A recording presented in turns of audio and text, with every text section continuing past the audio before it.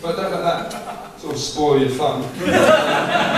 He's going to be on there for sort of a lovely little set, so I wanted to welcome him with open arms and just stomping your feet and clapping your hands and whooping and cheering. Don't take them off, just stamp your feet. That's absolutely fine. In fact, you can be our cheerleader, you can start the clapping and applauding. Madam, go! Not whooping, applauding.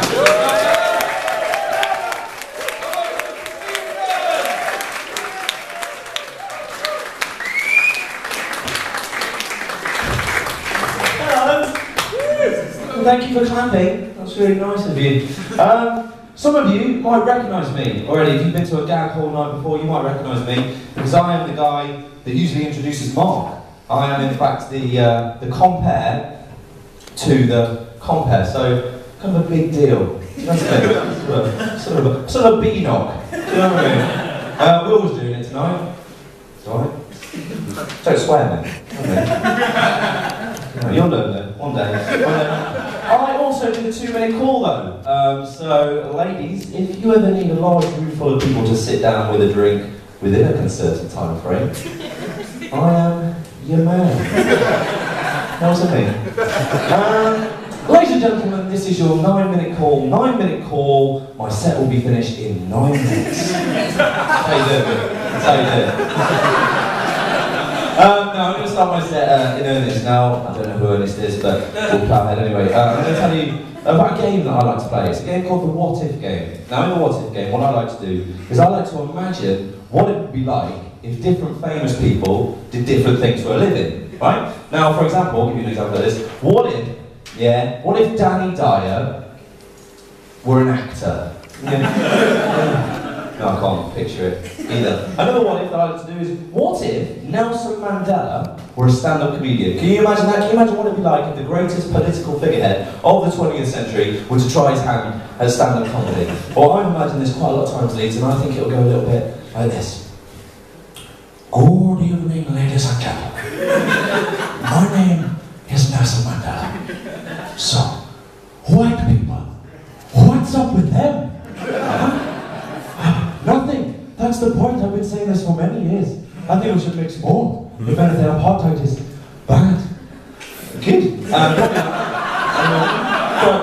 Bill Hicks says.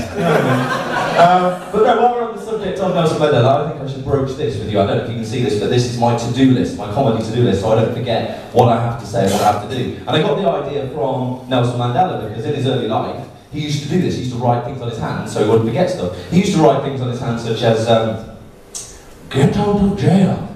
And then the next day, he'd go to bed, wake up the next day, have a shower, and write, get out of jail. And he'd go to bed, wake up the next day, have a shower, and write, get out of jail. And then the next day, go to bed, wake up, and write, go back to Old Kent Road. He loved Monopoly. He loved Monopoly. He needed somebody to pass the time, because he was in jail for a number of years. Which is the joke that I'm trying to make. Yeah.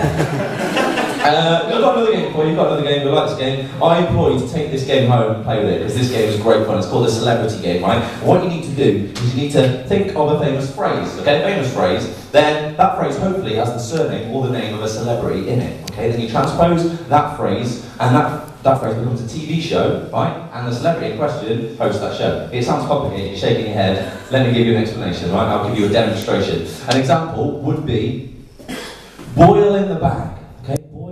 In the Bag, where Susan Boyle is kidnapped by a different terrorist cell every week, and the audience vote for how much the ransom amount should be. Yeah? ITV, sign me up. I've got loads more. You can have, The Hills Have Eyes, where Damon and Harry Hill open an opticians. Diabolical live health show where Danny Dyer gets a testicular examination. A Pint of Carling, porn film with Will Carling. Sugar Rush, which is a heartwarming documentary following Sir Alan Sugar as he's diagnosed with diabetes.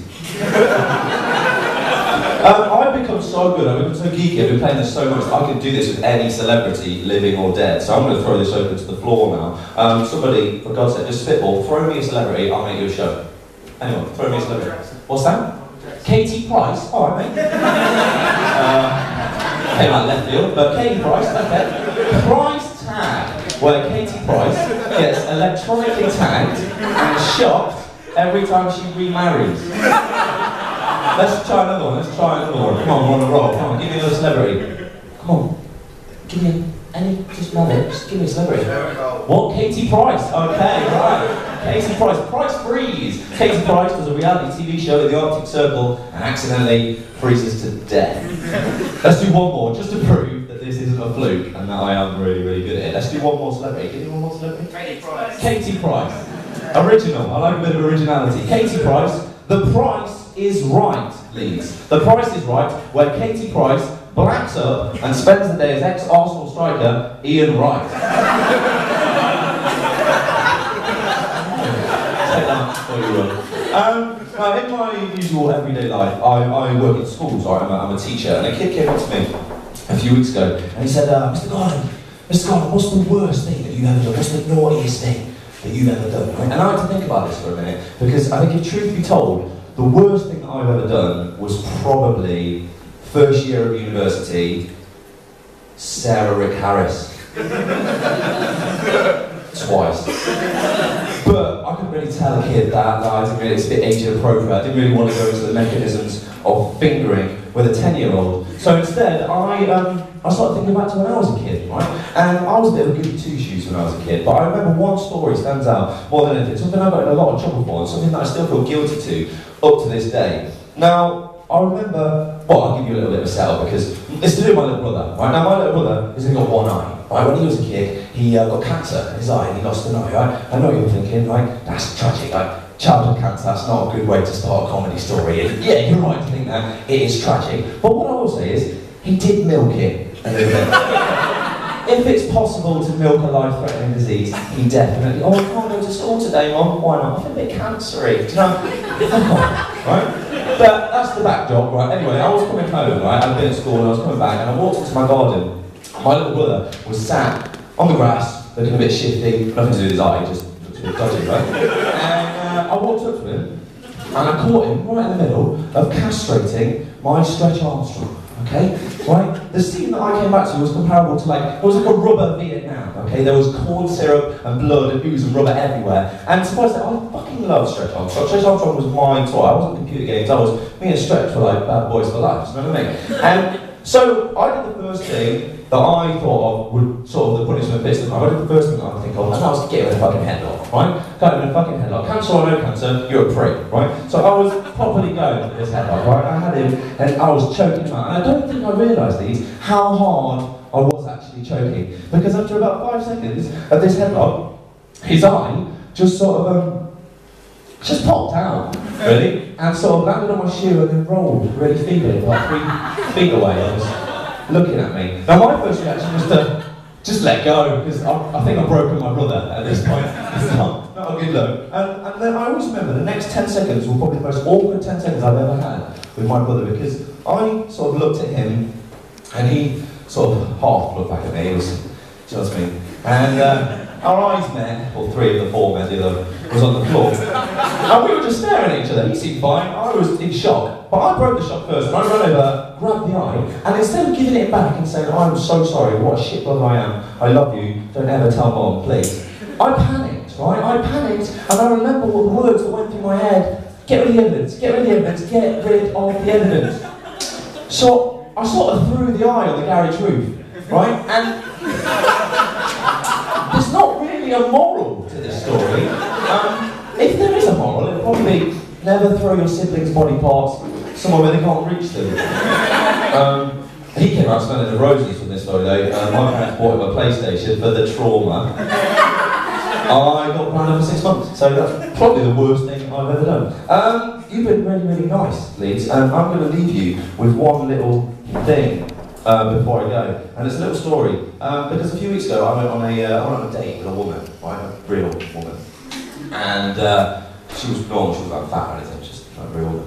And we went to the cinemas. Now she wanted to go see a film called Friends with Benefits. She wanted to go see Friends with Benefits, but I really wasn't interested in a film about social welfare. So I dragged her along to see Slow Burner. I dragged her along to see Spy Kids 4D. Okay, that's Spy Kids 4D, not 3D, 4D. Now, I'm not a physics student, okay? I don't claim to student the cosmos, I don't know, I'm not Brian Cox, but as I understand it, we live in a three-dimensional world, don't we? Those three dimensions are latitude, longitude, and altitude. The fourth dimension, that's time. Okay, so the Universal Studios had claimed to have made a film that I could theoretically watch back in time, or I was going to be quite disappointed with the evening's entertainment. Turned out it was the second one. We got to the cinemas, we sat down, and on our seat there was a scratch and sniff card, okay? A scratch and sniff card. What you've done there, Universal Studios, what you've done there is you've confused a dimension with a sense. You're an idiot, okay? But, no, to be fair to them, this is actually kicking off. Up and down the country, they're re-releasing a lot of your favourite movies with this scratch and sniff technology. We were in the theatre, we saw the trailer beforehand, and the trailer for this scratch and sniff technology went a little bit like this. In a world where senses and dimensions are interchangeable, have you ever wondered what your favourite movies smell like? Well, now you can. Coming soon to a theater near you, Avatar, smelling of eucalyptus and cat piss. Sex in the City 2, smelling of the menopause and disappointment. A pint of garlic, smelling of the menopause and disappointment. That was a callback to a game that I did earlier on in the Black Swan, smelling of heat rub and funny. Yeah, that's me done. Thank you very much. You've got a lot of fantastic acts over here. Thank you for being so well. Thank you.